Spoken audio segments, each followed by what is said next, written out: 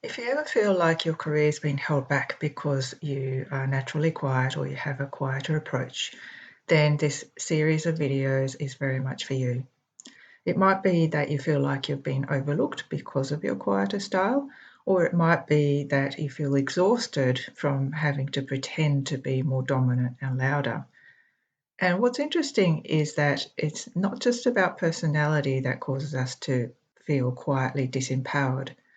It is often talked about where somebody's introverted, being quiet, but that's only one reason why, out of even just the personalities. It could be also to do with your upbringing and your conditioning as you were brought up in a family or potentially a culture where speaking up against authority or disagreeing with people was not the done thing. And so it makes it very difficult for you to override some of that conditioning. And the other thing could be that you are in a group of people and you feel like you're in the minority in some way, shape, or form, whether it's because you're the only woman in the room full of men, or it could be that you have an opinion that's very different to everybody else. My concern is that if you did nothing about it, you'll continue to be overlooked and your contribution and leadership potential won't be recognised. And in particular, as the economy slows down, there is the risk of organisational restructure and downsizing. And if you're being overlooked already, then that is a real risk factor for you. And potentially missing out on opportunities, whether it's projects or doing something new in an organisation, you may not get the tap on the shoulder. And finally, most importantly for you personally, you may get exhausted from trying so hard, pretending to be someone that you're not. The reason why this is so important is that too many talented, quiet professionals do not realise their full potential and their talents go to waste. And we need more quietly powerful leaders now more than ever. Unfortunately, though, it's not as simple as saying to the quiet professionals like yourself to step up and lead, because there's a lot of psychological factors involved. If you've ever been given this sort of feedback, you know what I mean. You need to be more confident. You need to speak up more. You need to be more visible. All very well meaning feedback, but very unhelpful. Because what happens is that we start to doubt ourselves, saying, oh, so I'm not looking confident. I need to speak up more. And you start to get more anxious and you lose confidence even more as a result. And you also start to pick up on this underlying assumption that being quiet is somewhat inferior and that there's something wrong with you. And then we start to internalize these messages and believe that there's something wrong with us. And this is called internalized marginalization and has been studied in psychology. The unfortunate outcome of this is described in Benjamin Disraeli's quote, "Most people die with their music still locked up inside them." The reason why I'm sharing this with you is because I was challenged by my quiet nature for a very long time as well. I was one of the quieter kids in school and even at home. My mum often used to talk on my behalf, and that was fine as a kid, and I survived. And in fact, it was a survival mechanism because I moved around so much as a kid too.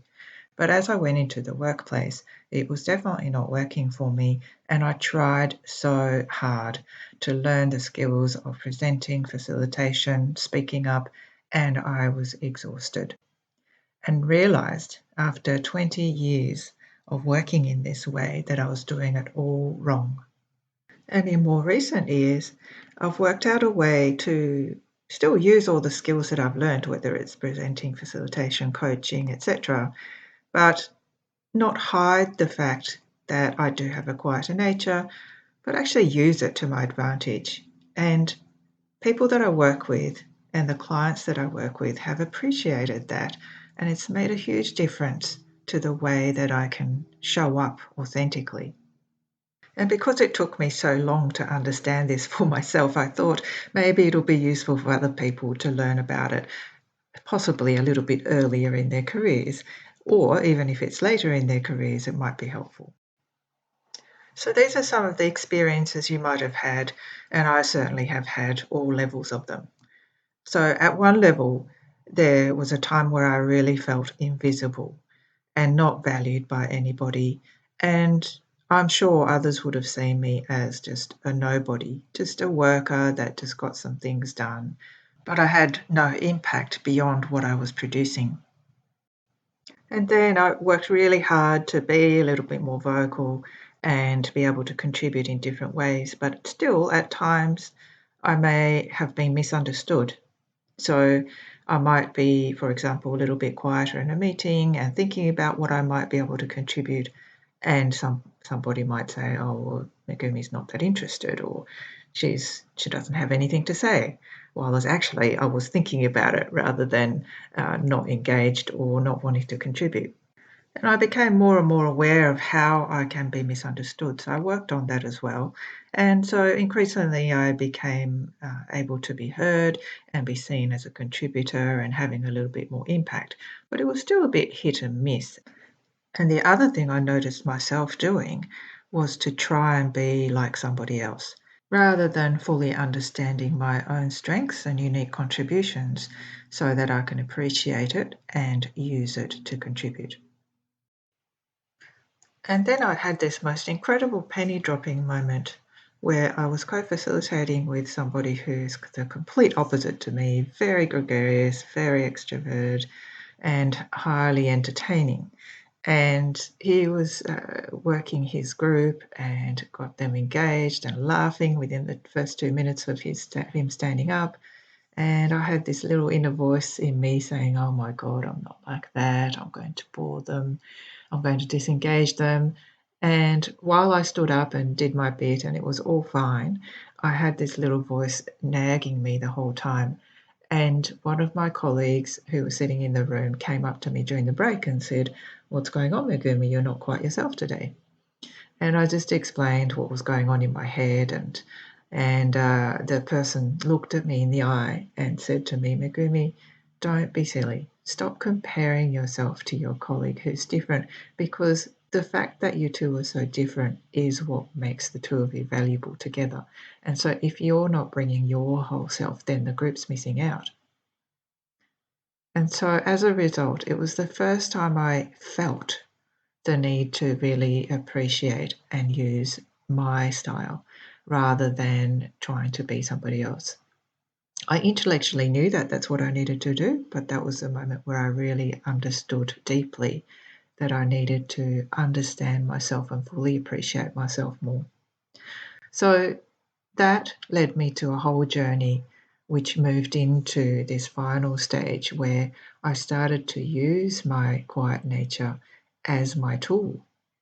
And I started to become recognized for that and be able to influence as a result using some of my quiet superpowers.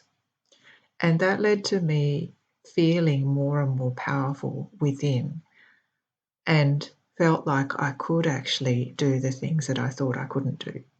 It's not to say that I don't drop down and feel undervalued, that I feel misunderstood from time to time still. It does happen. But I worked out a way to access my internal state where I could feel more powerful and appreciate myself more rather than relying on external recognition. And that's how I started Quietly Powerful. I thought that if others can learn from my challenges and learnings, that would be a useful thing to do. So this video was about helping you see that when you are quietly powerful, you feel powerful within because of your quiet nature, not in spite of it.